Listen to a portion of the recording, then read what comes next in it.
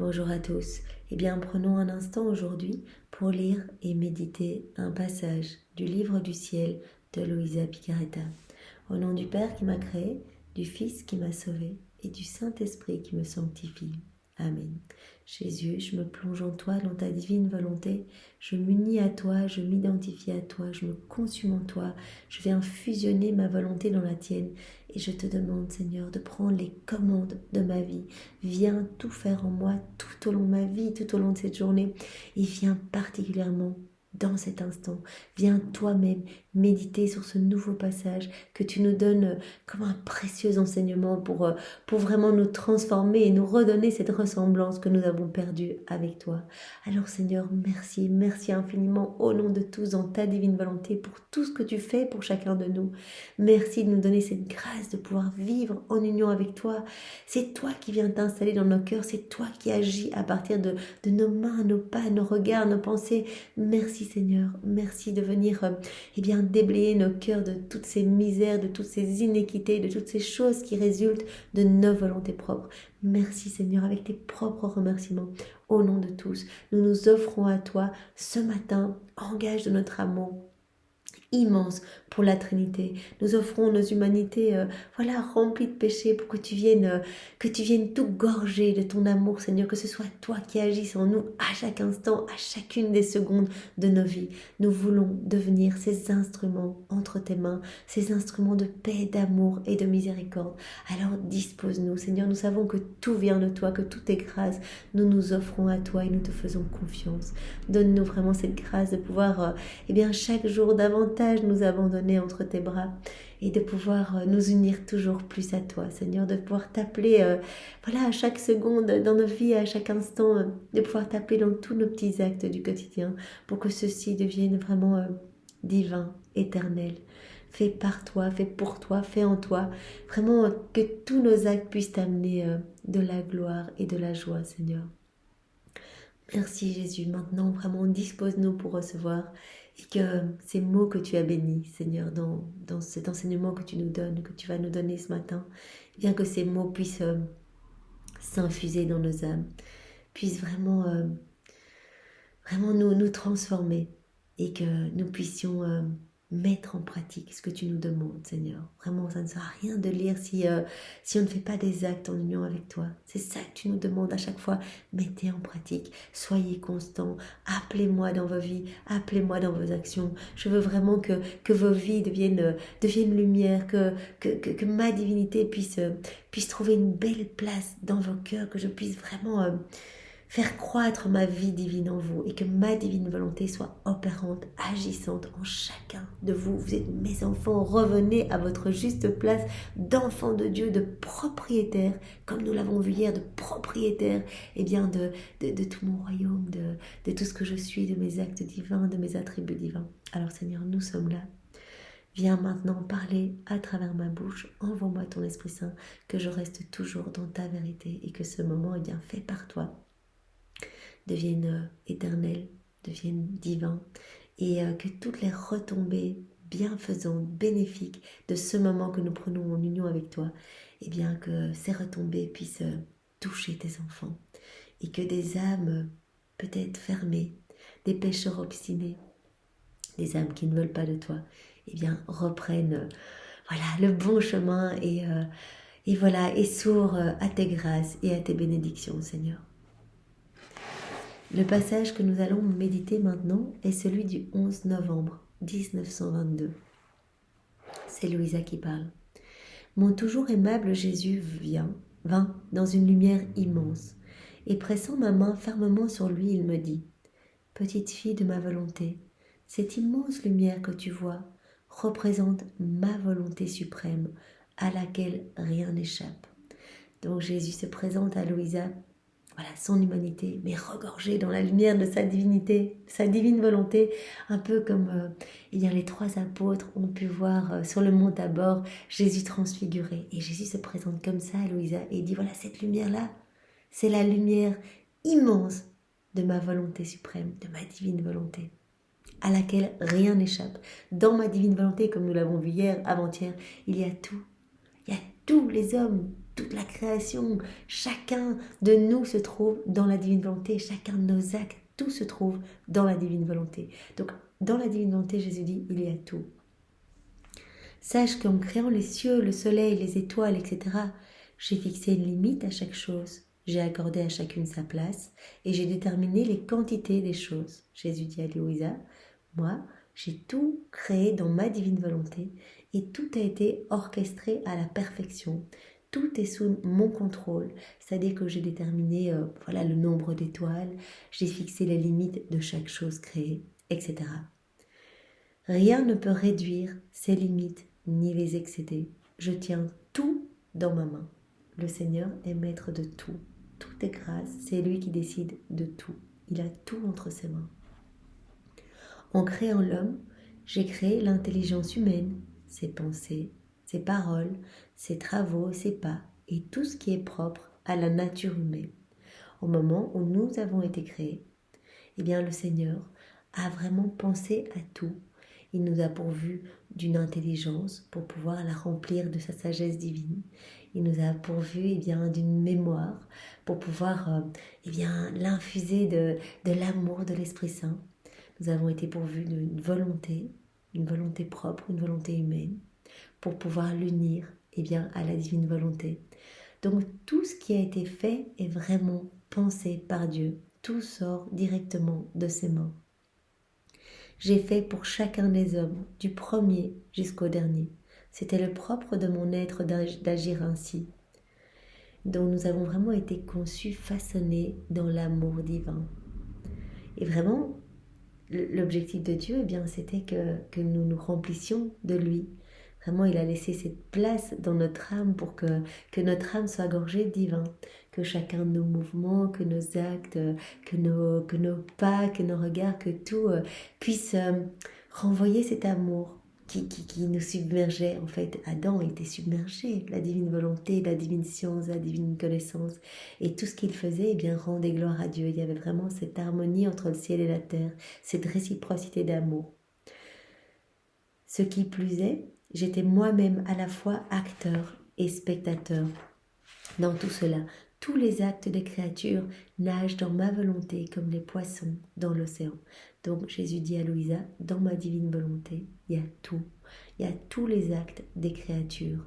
Donc vraiment, tout est sorti des mains de Dieu et tout doit revenir à Dieu. Tout a été conçu par Dieu et tout doit revenir pour glorifier Dieu. C'était ça initialement prévu. On reçoit tout, on rend tout. Vraiment, il y a cette boucle, ce cercle d'amour entre les hommes, même toutes les choses créées qui sont vraiment dans la divine volonté. Vraiment, on peut regarder, après le plus rigoureux des hivers, les arbres continuent reprennent vie, il y a les petites fleurs, les petits bourgeons, etc. Donc tout est vraiment orchestré par la main divine de Dieu. Nous sommes les seuls qui avons quitté la divine volonté. Nous sommes les seuls, depuis la chute d'Adam, qui avons voulu nous perdre dans nos volontés propres, dans la noirceur, dans la puanteur du monde. Parce que le Seigneur a voulu nous donner sa propre liberté pour ne pas que son amour soit une dictature. C'est vraiment l'immensité de son amour, dans cet excès d'amour, il a voulu nous donner jusqu'à sa liberté. Je n'ai pas créé l'homme pour qu'il soit esclave, mais libre. Or, dans nos volontés propres, nous avons l'impression d'être libres. Non, nous sommes esclaves du mal. Nous sommes esclaves de nos mauvaises passions, de nos mauvais comportements, de nos vices, de nos iniquités, de toutes ces choses sombres qui vraiment nous enchaînent. Nous sommes enchaînés au péché. Et Jésus nous dit, mais moi, je n'ai pas créé l'homme pour qu'il soit esclave. Je le veux libre. Je le veux libre dans mon amour, en fait, de tout prendre, d'être vraiment dans cette joie et cette paix divine. Je l'ai pourvu d'une volonté libre. Il n'aurait pas été convenable ni digne de moi de créer l'homme dépourvu de liberté, puisque nous avons été vraiment créés dans l'amour, à l'image et à la ressemblance de Dieu. Il était juste que le Seigneur nous donne la liberté divine, en fait.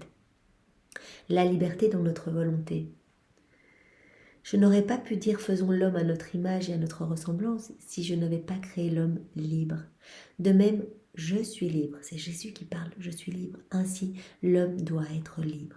Voilà, il nous a donné ce cadeau de la liberté, mais malheureusement, eh bien, on en fait n'importe quoi de cette liberté, on se détourne de Dieu et finalement, regardez, les générations actuelles, aujourd'hui dans la société, les hommes sont malheureux, courent après l'argent, combien de suicides, combien de burn-out, de dépression, les hommes ne trouvent plus de sens à leur vie. Et donc vraiment, on s'est servi de cette liberté, de ce cadeau, pour offenser le Seigneur, pour nous perdre et courir toujours plus loin dans la perdition. Car rien ne blesse davantage qu'un amour qui contraint. Donc le Seigneur nous a donné cette liberté parce qu'il n'a pas voulu nous contraindre par son amour. Il a voulu nous laisser libres et bien de nous unir en toute liberté, d'unir notre volonté à la sienne, de vraiment de l'aimer en toute liberté. Quand un amour contraint, il cause la méfiance, les doutes, les peurs et les nausées chez celui qui le reçoit. Tu vois quelle est l'origine des actes des créatures, même de leurs pensées. Tout a été engendré dans ma divine volonté. Tout est sorti de la divine volonté. Tout ce que nous faisons, nos pas, voilà, nos mouvements, nos pensées, tout provient vraiment du plan de Dieu. Tous nos actes sortent de la divine volonté. Maintenant, on les a salis parce que normalement nos actes auraient dû revenir vers Dieu, plein d'amour. On aurait dû rendre vraiment Dieu à Dieu, nous gorger de divin et rendre tout à Dieu. Malheureusement, par la chute d'Adam, eh bien, nos volontés nous ont conduits à faire de nos actes plus de ténèbres ici-bas, à causer des morts continuelles à Jésus. Voilà, à chaque fois qu'il y a des actes en rupture avec la divine volonté, on fait souffrir Jésus. C'est chaque fois des épines, des fouets, des flagellations, des crachats sur son visage, des coups de pied, des clous, etc. Voilà. Étant libre, l'homme peut faire en sorte que ses pensées, ses paroles, etc. soient pour le bien ou pour le mal. Voilà. On peut choisir soit de faire la volonté de Dieu, de rester vraiment dans la volonté voulue de Dieu, jusqu'à s'unir vraiment dans la divine volonté, ou dans notre liberté, on peut s'écarter de Dieu. On sera dans la volonté permissive de Dieu, mais on ne bénéficiera pas de toutes les grâces parce que notre cœur aura choisi de s'éloigner de Dieu. C'est notre choix personnel d'être vraiment dans la noirceur, dans l'absence de grâce et de bénédiction. Jésus veut donner, mais si nos cœurs sont fermés, il ne peut pas. C'est comme si on fermait à double tour notre cœur et par là même, on ferme le cœur de Jésus. C'est comme si, il le dit, je suis dans vos cœurs, mais vous ne me laissez pas de place. Vous ne voulez pas que je vienne faire les actions avec vous, en vous. Vous ne voulez pas. Donc quand vous faites des actes dans vos volontés propres, vous m'écrasez, vous m'asphyxiez, vous me réduisez au silence. C'est comme si vous m'attachiez. Je suis comme paralysée dans vos cœurs, je ne peux rien faire. C'est pour ça que quand on choisit, avec notre liberté qui nous a été donnée, de nous unir à Jésus, il est fou de joie. Il reprend vraiment cette place qu'il doit occuper dans nos cœurs. Notre cœur, il est fait pour abriter vraiment Jésus, le Père et le Saint-Esprit. Et donc, il reprend cette place d'honneur et alors, il nous nettoie, il nous donne tout. Il nous remplit de tout, puisque dans sa divine volonté, il y a tout. Il y a tous ses actes divins, il y a tous ses attributs, etc.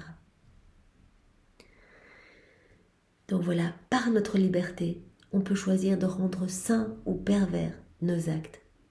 On s'unit à Jésus, nos actes deviennent saints. On ne s'unit pas à Jésus, on fait les choses dans nos volontés propres.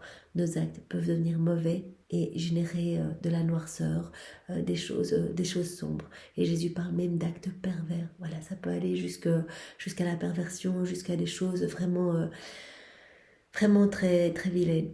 Ma volonté a éprouvé de l'angoisse en voyant que les actes de nombreuses créatures se sont transformés en actes pernicieux.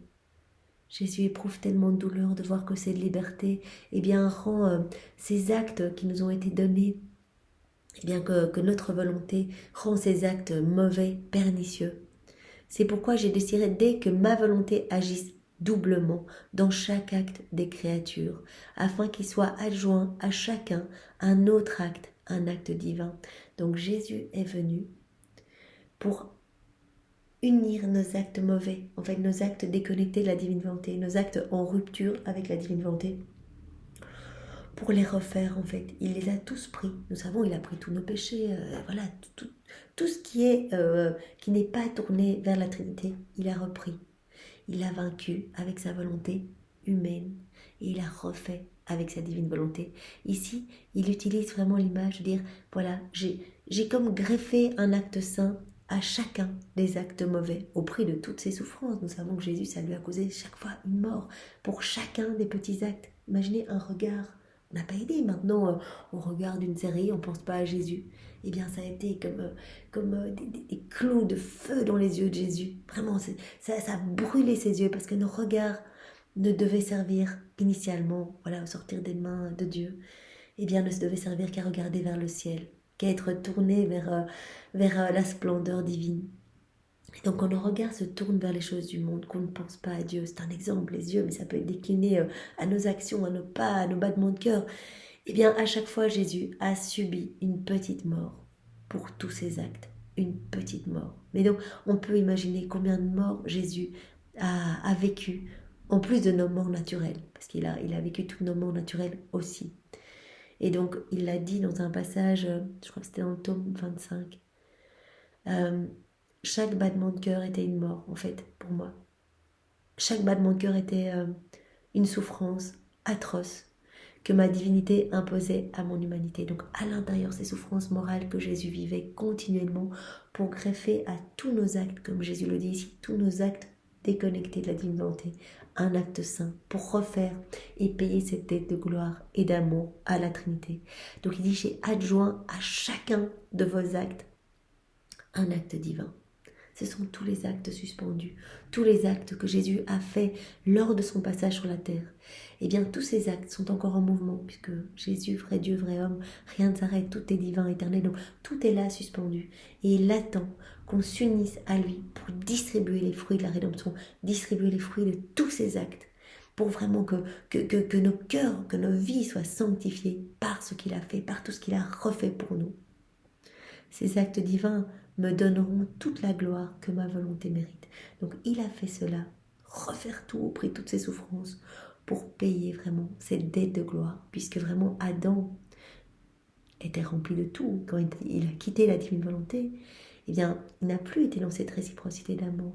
Il n'a plus offert gloire, louange, adoration par ses mouvements, ses regards, etc. Et donc, tous ces pas, tous les pas d'Adam et de tous les hommes qui ont suivi, tous les regards, toutes les pensées, toutes les paroles, voilà, toutes les attitudes, les mouvements, les battements de cœur, tout ce qui n'a pas été tourné vers Dieu, qui n'a pas rendu gloire à Dieu, là vraiment l'a offensé. Et Jésus a tout repris pour refaire ses actes et offrir gloire, adoration, louange, honneur au nom de tous les hommes. Et c'est ce que nous sommes appelés à faire dans la divine volonté. Le Seigneur cherche à continuer, eh bien, à continuer à distribuer les fruits de la rédemption à travers nous. Il cherche à ce que nous soyons des extensions de son humanité. Il veut prolonger sa vie en nous, continuer avec nos mains à nous, avec nos regards à nous, avec nos paroles à nous. Il veut continuer à reprendre, eh bien, à travers nous, tous les actes mauvais, à les refaire dans sa divine volonté, puisqu'il voit qu'il a tout refait, mais personne ne vient servir. Tous les actes sont suspendus, tous les fruits sont là, personne n'en veut, et il voit ses enfants qui continuent à se perdre. Vraiment, il voit de plus en plus d'âmes qui choisissent eh bien, délibérément de prendre le chemin de la perdition. Donc il en souffre, il dit, moi je suis câblé à vos cœurs. À chaque fois qu'une âme se perd, mais j'ai une partie de mon cœur qui se déchire avec l'âme qui s'en va. J'ai tout essayé. Alors maintenant, je vous donne ce prodige des prodiges, la vie dans ma divine volonté, pour que vraiment vous soyez des outils entre mes mains, que je puisse continuer, eh bien, à travers vous, à agir, à distribuer ma lumière, mes grâces, mes bénédictions, à travers les âmes qui s'abandonnent entre mes mains, ces âmes qui vont s'offrir vraiment dans la divine volonté de Jésus, qui vont offrir tout ce qu'elles sont pour que Jésus agisse à travers elles. Donc Jésus continue ici. Quelqu'un devait rendre tout cela possible. Voilà, toute cette gloire non payée. Quelqu'un devait payer cette dette d'amour, cette dette de reconnaissance, de louange, de gloire qui n'avait pas été payée par les hommes. D'où le besoin de mon humanité. Voilà, j'ai dû venir sur la terre pour payer cette dette. Mon humanité sainte, libre et ne désirant aucune autre vie que celle de la divine volonté. Bien sûr, son humanité gorgée de la divine volonté. Mon humanité nagea dans l'immense mer de la divine volonté, couvrant d'actes divins toutes les pensées, toutes les paroles et tous les travaux des créatures. C'est ça qu'il a fait. Il a recouvert d'actes divins tout ce qu'il y avait de mauvais dans nos vies, mais nous aussi, puisque sa divine volonté, il nous a vus avec sa divine volonté à travers les siècles. Il nous a vus, nous. Tous ces moments qu'on a passés sans Jésus, où on n'a pas pensé à Jésus, cela lui a causé une mort. Cela donna satisfaction et gloire au Père Céleste, lui permettant de contempler de nouveau l'homme et de lui ouvrir les portes du ciel. Donc vraiment, il est venu en premier pour payer cette dette de gloire, pour refaire nos vies et nous ouvrir par là même les portes du ciel. Voyant la réaction de mon Père, j'ai lié encore plus fermement la volonté humaine à sa volonté. Donc il est vraiment venu pour nous réhabiliter, vraiment dans la divine volonté, pour reconnecter toutes nos volontés humaines à la divine volonté. Ça a été vraiment la reconnexion. Il est venu pour ça, pour nous reconnecter complètement à la divine volonté. Je l'ai lié encore plus fermement à la divine volonté. Donc j'ai lié encore plus fermement la volonté humaine à la volonté de mon Père, dont la séparation avait précipité l'humanité dans toutes ses misères. Voilà, Jésus le répète ici pour la énième fois, c'est vraiment la chute d'Adam qui a précipité l'homme dans toutes les misères. L'homme, il ne devait pas normalement connaître la maladie, les méchancetés, les mauvaises passions, etc. C'est vraiment parce qu'il a quitté la divine volonté qu'il s'est rempli de misère. Tout ce que nous connaissons aujourd'hui, les guerres, les lois contre la vie, tout cela résulte de nos volontés propres. J'ai ainsi gagné pour l'humanité la possibilité de reposer dans la volonté du divin Père et de rejeter toute séparation future d'avec cette divine volonté. Donc c'est magnifique. Jésus nous a obtenu vraiment pour l'humanité entière la possibilité de nous reposer à nouveau dans la divine volonté. Donc en fait, son passage sur la terre, c'est 34 années, parce qu'il a déjà commencé à la seconde 1 de son incarnation à refaire nos vies. Jésus dans le ventre de Marie, nous l'avons vu avec la neuvaine préparatoire à la fête de Noël, il était déjà couronné d'épines avec ses clous, il souffrait déjà seconde après seconde, et Marie était vraiment co-rédemptrice, elle a tout souffert avec Jésus, elle a tout partagé avec Jésus. Donc chacune des souffrances de Jésus, Marie l'a ressentie également dans son cœur. Quand on dit Marie, la reine des douleurs, oui, vraiment, elle a ressenti, chacune des micro-douleurs de Jésus. Marie était avec, elle a tout vécu avec Jésus. C'est pour ça que vraiment leurs deux cœurs sont imbriqués et que nous devons nous consacrer à leurs deux cœurs unis. Voilà, donc il a gagné par toutes ses souffrances. Jésus a gagné pour nous, pour chacun de nous, la possibilité vraiment de nous reposer dans la divine volonté du Père et de rejeter, donc il a vraiment rejeté toute séparation future avec cette divine volonté. Il nous a déjà obtenu une préparation pour la vie dans la divine volonté. C'est ça qu'il est venu faire, préparer pour le royaume de son divin fiat. Et maintenant, nous avons ces connaissances avec le livre du ciel et donc vraiment nous pouvons demander tous les jours que vienne le règne de ta divine volonté, Seigneur. Il n'y a rien qui lui fait plus plaisir que qu'on lui demande ça, puisque c'est ça qu'il veut. Toutefois, cela n'était pas suffisant pour me satisfaire. J'ai voulu que ma sainte mère me suive dans l'immense mer de la volonté suprême et reproduise tous les actes humains avec moi. Donc, il n'a pas voulu être seul à faire cela, il a voulu partager cela avec sa maman dès la seconde 1 de son incarnation, comme je le disais précédemment. Cela allait donner aux actes des hommes un deuxième sceau, en plus du sceau que je leur ai accordé à travers mes actes humains accomplis dans la divine volonté. Jésus a repris tous nos actes, il les a divinisés parce que vraiment il les a refaits avec sa divine volonté. Donc il a mis vraiment son sceau divin sur toutes nos actions. Mais il y a un deuxième sceau, celui de la Vierge Marie, qui était toujours unie à Jésus. Comme elle était douce la compagnie dans ma volonté de mon inséparable mère. La camaraderie dans le travail génère le bonheur, la satisfaction, un amour tendre, une émulation amoureuse, l'harmonie et l'héroïsme. L'isolement d'un autre côté produit les effets opposés.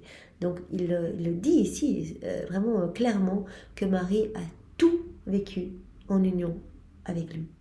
Il dit vraiment l'isolement, l'isolement aurait été plus difficile pour moi. Donc le fait de tout partager avec ma maman, puis elle est devenue la dépositaire de toute la rédemption, de tous les actes de la rédemption, c'est elle qui est devenue la dépositaire de tout. Quand ma mère et moi avons travaillé ensemble, nous avons tous les deux émis des mers de bonheur, de satisfaction et d'amour qui nous plongeaient l'un dans l'autre, produisant un héroïsme élevé. Donc il y avait toutes ces souffrances, mais il y avait aussi ces mers de bonheur, de paix, de joie, vraiment tout ce qu'il y a dans la divine volonté qui vraiment donnait cette force, ce courage et cet héroïsme élevé, comme dit Jésus. Ces mers n'ont pas surgi seulement pour nous, elles étaient pour tous ceux qui devaient nous accompagner dans la divine volonté. Parce que Jésus l'a déjà dit dans d'autres passages, en fait, toutes les âmes qui s'unissent maintenant à Jésus, eh bien, il n'y a pas de temps, on ne s'unit pas maintenant, 2000 ans après, etc. De toute façon, quand on fait un acte dans la divine volonté, il y a vraiment le pouvoir créateur dans cet acte. Donc on va toucher toutes les générations de tous les temps. Et Jésus nous a vus à chaque instant, il nous a vus de toute éternité avec lui. Nous, dans la divine volonté maintenant, Jésus nous a déjà pris avec lui pendant la seconde. Voilà, lorsqu'il s'est incarné, nous étions là au moment de son incarnation, dans le ventre avec Marie.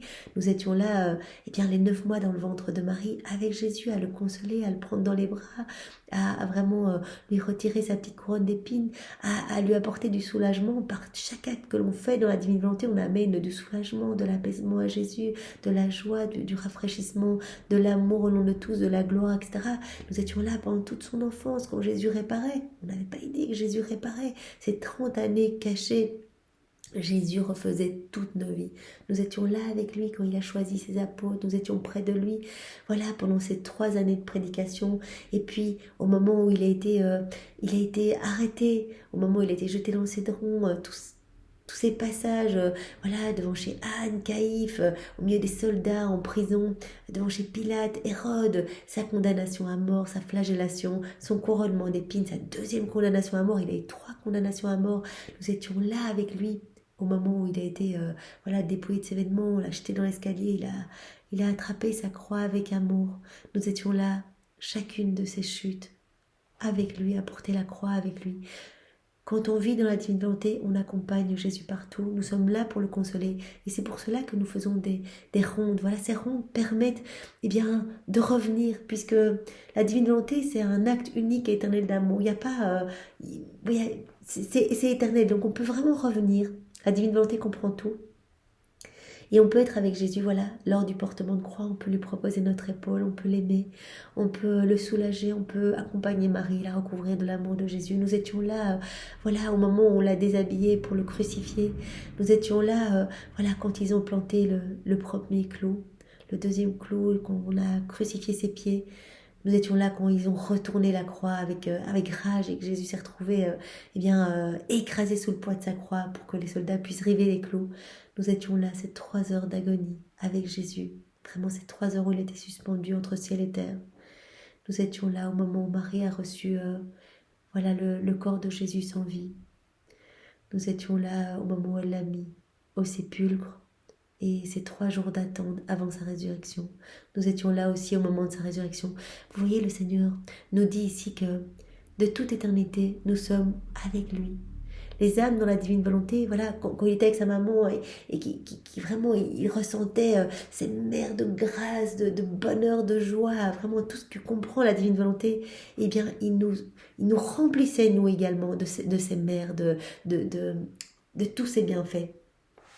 Nous étions là à chaque instant, avec Marie, avec Jésus, quand il réparait. Nous sommes appelés à cela en tout cas. Donc à chaque fois qu'on s'unit à Jésus, nous apportons du réconfort. À Jésus, nous apportons de la consolation. Et ce réconfort, ces moments d'amour, marquent partout.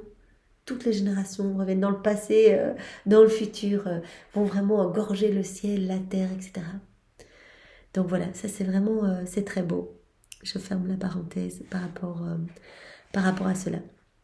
Donc vraiment, toutes ces mères n'ont pas surgi seulement pour nous, elles étaient pour tous ceux qui devaient nous accompagner dans la divine volonté. Donc nous avons reçu à ce moment-là toutes ces grâces déjà, à ce moment-là, quand Jésus et Marie réparaient pour chacun de nos actes, et bien nous étions là à recevoir ces mères de grâce avec eux. Et ces mères ont fait naître une multitude de voix appelant l'homme à vivre dans notre divine volonté, afin qu'il puisse retrouver son bonheur et ses possessions comme à l'origine, chose qu'il avait perdue lorsqu'il s'est retiré de notre volonté. On a tout perdu, on était dépositaire, propriétaire de tout. Adam, il était propriétaire de tout, il a tout perdu en quittant la divine volonté. Et donc vraiment, chaque action, chaque souffrance de Jésus vécue avec Marie, où nous étions à côté, eh bien c'était comme autant de voix qui imploraient la venue du règne de la divine volonté. Donc c'était vraiment une préparation. Jésus l'a dit, tout ce qu'il a fait, c'était pour amener les âmes à revenir à ce pourquoi elles ont été créées, gorgées de Dieu. Tout vient de Dieu, tout doit revenir à Dieu. Maintenant je viens à toi, Louisa. Après avoir appelé ma mère céleste, je t'appelle toi. Donc, Marie était la dépositaire de tous les actes de la rédemption. Elle a été la co-rédemptrice. Elle a partagé toutes les souffrances avec Jésus. Elle continue, voilà, puisque ses actes sont éternels. Donc toutes ces souffrances que Jésus a prises, il les a partagées avec sa maman. Et par ce partage, par cette union dans la divine volonté, il y a eu le sceau divin de Jésus sur toutes nos actions. Tout ce qu'on fait maintenant, là, on est en train de parler de ça. Le sceau divin de Jésus et le sceau de Marie. Et il dit, il faut un troisième sceau, Louisa. C'est toi, le troisième sceau. Tu vas devenir la dépositaire de tout le royaume de ma divine volonté. Comme Marie est devenue dépositaire de tous les actes de la rédemption, toi, tu vas devenir dépositaire de tous les actes faits dans la divine volonté, de tout le royaume du divin fiat. Parce que je veux ton sceau divin. Je veux ton sceau également. Je veux en fait que, voilà, je t'appelle toi pour que tous les actes humains aient trois sceaux. Le premier donné par moi, le deuxième donné par ma mère et le troisième donné par une créature ordinaire vivant dans ma divine volonté. Donc c'est Jésus qui, à travers Louisa, place son sceau divin, ce troisième sceau. Mais il était indispensable que ce troisième sceau soit donné par une personne ordinaire, vivant dans la divine volonté. Mon amour éternel ne sera pas satisfait tant qu'il n'aura pas élevé une créature ordinaire pour qu'elle ouvre les portes de ma volonté à tous ceux qui voudront y vivre. Donc pour que l'amour de Jésus soit satisfait, il faut qu'une créature ordinaire qui a été choisie de toute éternité par, rappelons-nous, Jésus, et puis le Père et le Saint-Esprit ont vraiment donné leur aval pour choisir Louisa. Ils ont pris vraiment l'âme la plus simple, la plus humble, celle qui allait être le plus facilement maniable, transformable. Et ils ont besoin vraiment d'élever une créature ordinaire, d'élever son âme, d'unir son âme à la divine volonté, vraiment par l'acceptation de Louisa. Elle a donné son fiat, elle l'a vraiment donné, elle a donné son oui, elle l'a donné dans la divine volonté pour que vraiment Jésus prenne possession complète de son cœur, qu'elle soit remplie à ras-bord de divin. Et Jésus dit, ma satisfaction sera complète quand une créature ordinaire sera élevée et s'unira à ma divine volonté. Et ainsi, je viendrai mettre ce troisième sceau divin à travers toi. Comme tu es la première, voilà, tu es la dépositaire, tu es le premier maillon après ma maman et moi, quoi. Tu es la première à recevoir ces enseignements sur la divine volonté. Donc c'est toi qui vas ouvrir les portes de ma volonté à tous ceux qui voudront y vivre. Donc ça c'est vraiment super important. Voilà pourquoi tu as reçu de moi autant de manifestations. Pourquoi je t'ai révélé de si nombreux effets de ma volonté. Ce sont là de puissants aimants pour t'attirer à vivre dans ma volonté. Et après toi, pour en attirer d'autres. Donc ces écrits, Jésus les qualifie d'aimants. Donc c'est quelque chose qui va vraiment, on va commencer à lire. Et le Seigneur va nous séduire pour nous amener à vivre dans la divine volonté. Il va nous donner cette envie, cette soif de nous unir à lui. Et c'est vrai, quand nous commençons, il y a quelque chose, on sent qu'il y a vraiment la puissance de Dieu dans chacun de ces mots.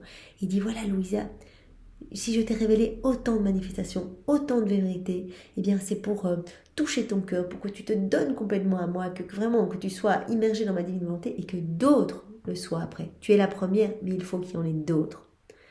Voilà, et donc tous ces écrits, tous les livres du ciel, tous mes enseignements, eh bien voilà, doivent attirer mes enfants à vivre dans ma volonté. D'abord toi, Louisa, et puis tous les autres. Mais pour rentrer dans ma volonté et pour suivre le sublime envol de mes actes et de ceux de mon inséparable maman, toi de la race commune, tu n'aurais pu y arriver si tu n'avais pas été ramené à au moins la position qu'avait l'homme lorsqu'il est sorti de nos mains, afin qu'il ne se retire de notre volonté. Donc il dit bien à Louisa que voilà, il l'a façonné de telle sorte que vraiment son âme revienne à la position voilà, telle qu'elle est sortie des mains du Créateur, c'est-à-dire remplie de divin. Donc il était nécessaire, Louisa, que tu reviennes à cette place qu'avait l'homme lorsqu'il est sorti de nos mains, avant qu'il ne se retire de notre volonté, cette place d'Adam. Donc il a façonné l'âme de Louisa pour la ramener à cette place d'enfant de lumière, gorgée de divin, gorgée de Dieu. Voilà, Louisa, elle est au 4e niveau de la vie dans la divine volonté. Donc vraiment, c'est Jésus qui est en elle. Il lui dit, mais voilà, tu voudrais même sortir de ma volonté, que ce serait impossible parce que j'ai tellement étendu les limites de ma divine volonté dans ton âme, que vraiment tu es immergé dans ma divine volonté. Quand tu penses, c'est moi qui pense en toi. Quand tu regardes, c'est moi qui regarde en toi. Donc vraiment, voilà, tout émane, vraiment tout exhale le parfum divin de ton humanité. Voilà pourquoi je t'ai donné tant de grâce, Louisa. Je veux polir ta nature et ton âme jusqu'à cet état originel. Et il veut faire la même chose avec chacun de nous. C'est ça, tous ces enseignements. Chaque enseignement, chaque moment que nous prenons pour nous plonger dans les écrits du ciel, pour méditer ces passages. Et c'est très important de prendre le temps. Jésus a dit, voilà, si vous lisez ça très vite, vous allez rien comprendre. En fait, ce qu'il faut, c'est prendre du temps et digérer chaque vérité. Chaque vérité est un cadeau qui nous sanctifie, qui nous illumine, qui est vraiment une vie divine. Chaque enseignement, une vie divine. Chaque vérité, c'est une vie divine qui nous fait vraiment, qui nous rend meilleurs et qui nous rapproche de Jésus, qui nous donne cette ressemblance, voilà, avec notre Créateur. Donc, c'est ça qu'il veut faire, c'est polir notre mauvaise nature et pour nous ramener à l'état originel. Graduellement, au fur et à mesure que je t'accorde mes grâces, j'enlève de toi les semences, les tendances et les passions d'une nature rebelle. Nous avons ça en nous, cette nature rebelle, vraiment, voilà, nous portons cette faute originelle. Et donc le Seigneur nous dit, c'est pas vous qui allez vous en occuper. Moi, je sais bien que vous êtes faible, que vous êtes misère, que vous chutez continuellement. Je vous connais, voilà, je connais toutes vos pensées avant même que vous les émettiez. Donc, c'est moi qui vais opérer ce travail. C'est moi qui vais retirer de chacun de vous vos mauvaises tendances, vos mauvaises passions, tout ce qui résulte vraiment de votre volonté propre. Votre nature rebelle va vraiment être pacifiée. Je vais m'en occuper pour vider votre âme de toute noirceur pour que je puisse m'y établir librement. Jésus ne va pas s'établir dans un cœur tout noir, plein de misère. Donc il va opérer cette transformation. Et je suis éblouie de voir combien les personnes qui vivent dans la divine volonté vivent cette transformation, cette grâce transformante. Vraiment, ils la vivent. Ça prend du temps, mais il y a des choses qui se passent. On reçoit la paix, on reçoit la joie divine. Les choses du monde perdent en importance. Jésus prend de plus en plus de place dans nos vies. Et ça, c'est vraiment son travail divin. Il nous appelle aussi à plus lire. Ça, c'est une grâce aussi. Quand on commence à lire, on va avoir cette soif de continuer. On va ressentir vraiment que ça abreuve notre âme. On va sentir que notre âme a soif de plus. Vraiment, voilà, c'est ce que Jésus essaye de faire. C'est vraiment que ces enseignements soient comme des aimants pour notre âme, pour que nous puissions nous y plonger, parce qu'on ne peut pas désirer ce qu'on ne connaît pas. Donc c'est vraiment la connaissance qui nous donne cette grâce de pouvoir vivre en union avec Jésus, mettre en pratique, etc. Et donc vraiment c'est indispensable. Et donc le Seigneur nous appelle chaque jour à la persévérance et la constance pour vraiment nous laisser travailler par ses mains divines. C'est lui qui fait tout le boulot. Tout cela sans limiter ton libre ton libre arbitre. Donc toujours, il nous demande notre autorisation. C'est pour cela que l'acte préalable le matin, voilà, Jésus, je te donne l'autorisation de tout faire pendant la journée, viens, je te donne ma vie, je te donne ma volonté. On a toujours ce libre arbitre. Mais le Seigneur, quand on lui donne notre autorisation, il est tellement content que, voilà, il travaille en union avec Marie. Ils sont vraiment en train de faire un beau boulot sur nos cœurs pour que nous puissions être de meilleurs tabernacles et que nous puissions devenir vraiment des sources de consolation et d'amour et que nous puissions devenir des âmes réparatrices pour tous nos frères et sœurs et que nous puissions par nos actes, nos unions avec Jésus, rétablir l'équilibre entre le ciel et la terre. Ma dignité et ma sainteté exigent que je t'amène à cet état de félicité avant de t'appeler au centre de ma volonté et de te faire répéter tous les actes accomplis par moi. Actes que les créatures ne connaissent pas encore. Le Seigneur dit, voilà, je dois te nettoyer, te purifier, t'amener à cet état de félicité, te donner vraiment ce dépouillement total. C'est vraiment quelque chose que Jésus a voulu pour Louisa.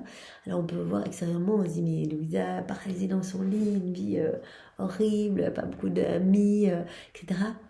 Mais dans une joie, une paix intense, c'est vraiment le travail de la grâce et c'est quelque chose que Jésus a voulu pour ne pas qu'elle se perde dans les choses du monde. Il a autorisé tout cela dans sa vie pour vraiment qu'elle puisse atteindre ce degré de vie dans la divine volonté. Si Louisa avait vu tous les jours plein d'amis, qu'elle était sortie tous les jours à droite à gauche, elle n'aurait pas pu devenir la dépositaire de tout ce royaume de la divine volonté. Il fallait qu'elle soit toute à Jésus pour recevoir tous ses enseignements, pour laisser vraiment Jésus habiter son âme à 100%. Donc voilà, tout est dans les mains de Dieu. On rejoint ce que Jésus nous a dit au début. De toute façon, voilà, c'est lui qui nous travaille et il sait ce qu'il y a de meilleur pour chacun de nous. Donc vraiment, prenons tout comme venant de ses mains divines. Ça c'est vraiment, ça c'est tellement beau, même s'il y a des choses difficiles dans nos vies, peut-être des obstacles. Remercions le Seigneur et prenons tout comme cadeau d'amour, comme cadeau de prédilection pour que nous puissions nous sanctifier et nous tourner davantage vers lui, lui laisser plus de place dans nos vies. Autrement, Louisa, donc Jésus continue, tu n'aurais pas été capable de voyager avec moi à travers les actes innombrables de ma volonté, ni de vivre avec moi la familiarité dont nous avons besoin pour travailler en équipe. Donc il a eu besoin de la travailler, de la purifier dans tous les premiers volumes. Vraiment, c'est Louisa qui va être travaillée par Jésus. Vraiment, Jésus parle de toutes ses vertus, l'obéissance, la pureté, la constance. Voilà, donc ce travail a été indispensable pour en arriver ici. Jésus lui dit, tu n'aurais pas été capable si je ne t'avais pas travaillé, si je ne t'avais pas dépouillé de tout, si je n'avais pas façonné ton âme, de voyager avec moi à travers tous les actes innombrables de ma divine volonté, ni n'aurais pas été capable non plus de vivre avec moi cette relation intime dont nous avons besoin pour travailler en équipe. Donc Jésus parle d'une équipe qu'on vit dans la divine volonté, on fait équipe avec Jésus, on lui donne notre corps et lui vient travailler à travers nos gestes, nos regards, nos paroles, nos pensées, il s'occupe de tout. En fait, on ne doit rien faire. C'est une équipe où il fait tout le travail, mais on doit juste lui donner notre oui. Les passions et les germes des mauvaises tendances se seraient élevés comme des barrières entre toi et moi. Voilà, si Louisa était restée avec son cœur gorgé de choses humaines, il y aurait eu des barrières. Jésus n'aurait pas pu accomplir son travail en elle. Au mieux, tu aurais été soumise à mes ordres comme tant de mes fidèles, mais tu aurais été loin d'accomplir ce que je réalise, et ni toi ni moi n'aurions été heureux. Vivre dans ma volonté est précisément vivre en parfait bonheur sur la terre, puis vivre dans un bonheur encore plus grand dans le ciel. Donc le bonheur, bien sûr, n'épargne pas les souffrances parce que Jésus, son amour est croix, donc il va nous partager ses croix, il va nous partager sa joie immense parce que dans la divine volonté, il y a toutes ces mers de joie comme nous l'avons vu juste précédemment où Marie et Jésus, bien que vivant toutes ces souffrances pour refaire tous nos actes dans la divine volonté, ils étaient envahis vraiment de ces bonheurs divins continuels qui leur permettaient de rester debout. Il n'aurait pas eu ça, il se serait écroulé. C'était pas possible de porter autant de souffrances. Le Seigneur veut nous donner cette même joie divine à chacun de nous. Il nous aime infiniment et il veut nous partager. C'est pour ça qu'il veut que tous ses enfants reviennent vraiment entre ses bras, à cette place vraiment de propriétaire de tout. et qu'ils puissent se gorger de la paix divine, de la joie, voilà, de tout ce qui appartient à Jésus. Mais, comme je disais précédemment, voilà, cette joie divine, ça n'exclut pas que Jésus va nous partager aussi ce qu'il ressent, parfois les froideurs, les indifférences des hommes. Eh bien, il va partager ça à certaines personnes qui vont peut-être connaître des périodes de désert où elles ne vont plus sentir cette flamme à l'intérieur de leur cœur, comme Louisa par moment, voilà, elle se dit mais Jésus, où es-tu? J'ai besoin de te voir physiquement. Louisa, elle souffre cela comme une mort, en fait, comme vraiment une véritable mort de ne pas voir Jésus. C'est une souffrance atroce pour elle. Elle préfère mourir pour voir Jésus que de rester sans le voir. Et Jésus lui avait dit, mais Louisa, je te partage, moi, les petites morts continuelles que je ressens face au manque d'amour, au manque de réciprocité d'amour, eh bien, je te le partage parce que je t'aime. Je te partage tout, autant mes joies que ce que je ressens. Donc ça ne veut pas dire que nos vies vont être dépourvues de souffrance. L'amour de Jésus est croix. Et donc il veut nous partager aussi son amour. Et donc voilà, les souffrances, comme dit Jésus, c'est vraiment un cadeau qu'il donne pour nous purifier, pour notre sanctification. Il autorise ça dans nos vies, quand nous les vivons vraiment avec lui, eh bien pour notre sanctification. Et c'est très triste de voir que parfois eh bien, les souffrances deviennent les causes de rébellion, d'âmes qui ne veulent plus entendre parler de Dieu, qui sont écrasées par le poids de ces souffrances, alors que les souffrances unies à Jésus, eh bien, deviennent légères parce que c'est Jésus qui vient porter cette croix avec nous. C'est Jésus qui va nous donner des grâces de pouvoir continuer la route en purifiant notre âme, parce que c'est vraiment... le creuset de la souffrance vient vraiment polir notre âme, quoi. C'est vraiment, Louisa a toutes ses souffrances, mais ça l'a vraiment nettoyé en profondeur. C'est ça, ce grand défrichage de nos âmes. Et donc voilà, merci Seigneur pour tout ce que tu nous proposes dans nos vies. Nous prenons tout vraiment comme venant de toi. Et nous voulons être eh bien, chaque jour plus proche de toi. Nous voulons pouvoir nous plonger dans ton divin cœur et être brûlés par ton amour ardent pour chacun de nous, pour que nous puissions à notre tour eh bien, être des petites torches d'amour ici-bas, des torches de ton amour, Seigneur, pour que ton amour puisse se répandre dans tous les cœurs et que voilà, cela fasse l'effet d'une boule de neige et que beaucoup de tes enfants reviennent à toi. Alors je continue ici, il y a encore un tout petit passage. Voilà, donc nous avons besoin de travailler en équipe, Louisa. Les passions et les germes des mauvaises tendances se seraient élevés comme des barrières entre toi et moi si je ne t'avais pas purifiée. Au mieux, tu aurais été soumise à mes ordres comme tant de mes fidèles, mais tu n'aurais pas été capable d'accomplir ce que je réalise. Donc il y a une différence entre faire la volonté, d'être voilà, en soumission, de regarder Jésus et de le prendre comme modèle, de faire sa volonté, de vivre dans sa divine volonté. La vie dans la divine volonté demande vraiment ce dépouillement de tout. Nous devons mourir à nous-mêmes. C'est Jésus qui opère ce travail. On donne notre oui et Jésus nous dépouille de tout pour nous remplir de lui. Vivre dans ma volonté est précisément vivre en parfait bonheur sur la terre, puis vivre dans un bonheur encore plus grand dans le ciel. Donc Jésus nous promet encore quelque chose de plus grand. Ici, il y a le bonheur, mais aussi Jésus nous partage aussi tout ce qu'il ressent, toutes ses souffrances également. Mais là en haut, on sera dans la gloire, quoi. Le Seigneur nous promet directement l'accès au paradis si on s'est unis à lui pendant toute notre vie. Il n'y a aucune raison qu'il nous tienne loin de lui au ciel. Et donc il nous gardera vraiment dans sa lumière, dans sa gloire. Donc il nous promet un bonheur encore plus grand là-haut. Et vraiment, donc, réjouissons-nous. Voilà pourquoi je t'appelle une authentique fille de ma volonté, l'heureuse première-née de ma volonté. Louisa, la première, rappelons-nous, premier maillon, dépositaire de tout le royaume, la première-née de la volonté divine. Sois attentive et fidèle, viens dans mon éternelle volonté. Mes actes et ceux de ma maman t'attendent là pour que tu leur adjoignes le sceau de tes propres actes. Voilà, Louisa, tout ce qu'elle va faire, elle va mettre ce troisième sceau. C'est indispensable qu'il y ait ces trois sceaux. Jésus, à travers Louisa, puisqu'elle est immergée dans la divine volonté, eh bien, vient placer ce troisième sceau, eh bien, pour que tous nos actes portent cette empreinte divine. Le sceau de Jésus, le sceau de Marie et le sceau de Louisa. Et Jésus, à travers Louisa. Donc mes actes et ceux de ma maman t'attendent là pour que tu leur adjoignes le sceau de tes propres actes. Tout le ciel t'attend. Les bienheureux veulent voir tous leurs actes glorifiés dans ma volonté par une créature de la même origine qu'eux. voilà, Louisa, parfaitement humaine. Donc, c'est vraiment important qu'il y ait aussi, voilà, le Seigneur parle d'une pleine satisfaction. Voilà, si Louisa se donne, est la première à se donner complètement dans la divine volonté, depuis la chute d'Adam, eh bien, vraiment, cela réjouit tout le ciel.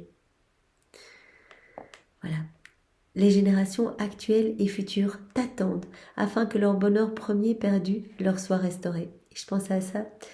Vous voyez, à un moment, il y a la maman de... Je crois que c'est... Est-ce que c'est de Jacques et Jean? Ou de...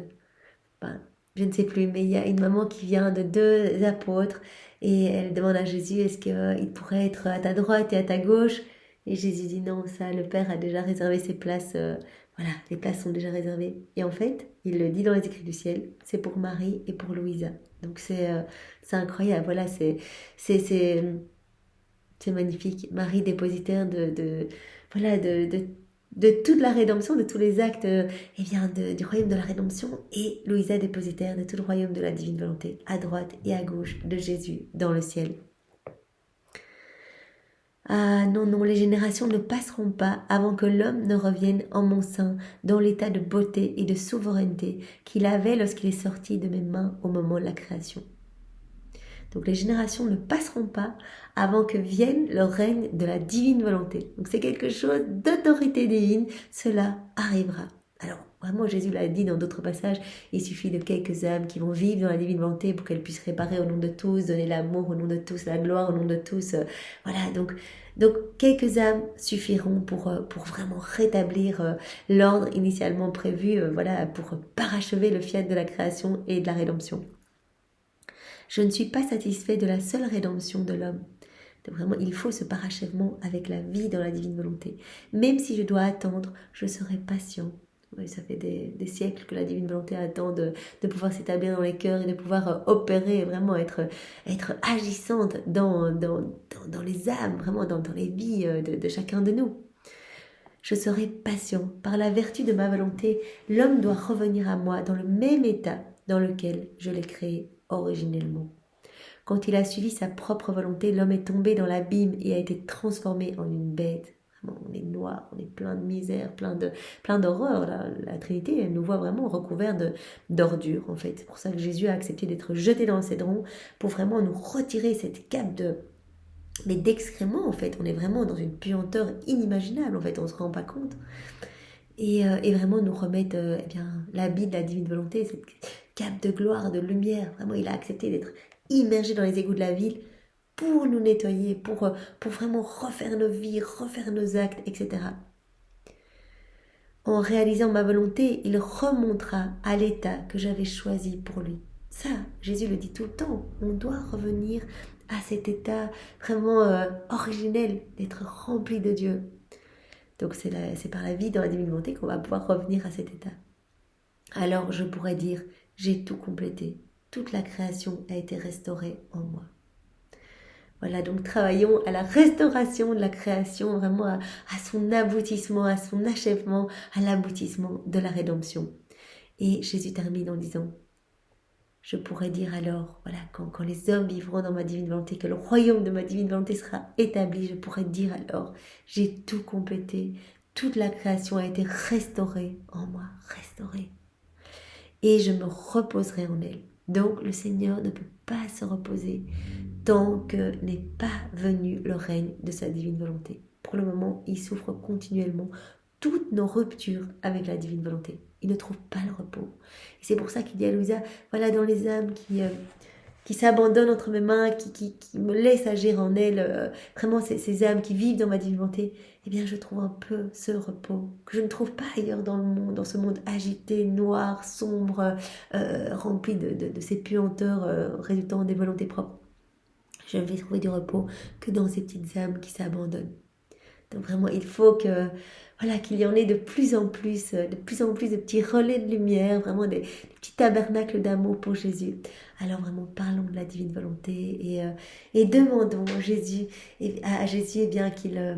qu'il vienne parler à travers nos bouches pour que nous puissions vraiment lui servir, vraiment que nos vies puissent lui servir, que nos vies ne soient pas perdues ici-bas. Nous n'avons que cette vie, nous n'avons que cette vie-ci pour aimer, pour nous unir à Jésus, pour l'adorer, pour le louer. Ne perdons pas notre temps dans des choses qui gonflent notre orgueil, qui n'amènent rien, des choses qu'on va devoir refaire au purgatoire. Utilisons notre temps chaque jour pour faire plaisir à Jésus, pour glorifier la Trinité, vraiment de la manière la plus parfaite. Un acte, c'est comme une prière, mais magnifique, la plus parfaite qui soit, qui vient apporter tant de joie dans le ciel, sur la terre, qui sauve des âmes, etc. Un acte, un acte. Donc vraiment, Jésus dit à Louisa, et je terminerai par là, Louisa, si tu voyais vraiment ce qu'est faire un acte dans la divine volonté, tout ce qui se passe au niveau spirituel, tu aurais peur d'en rater un.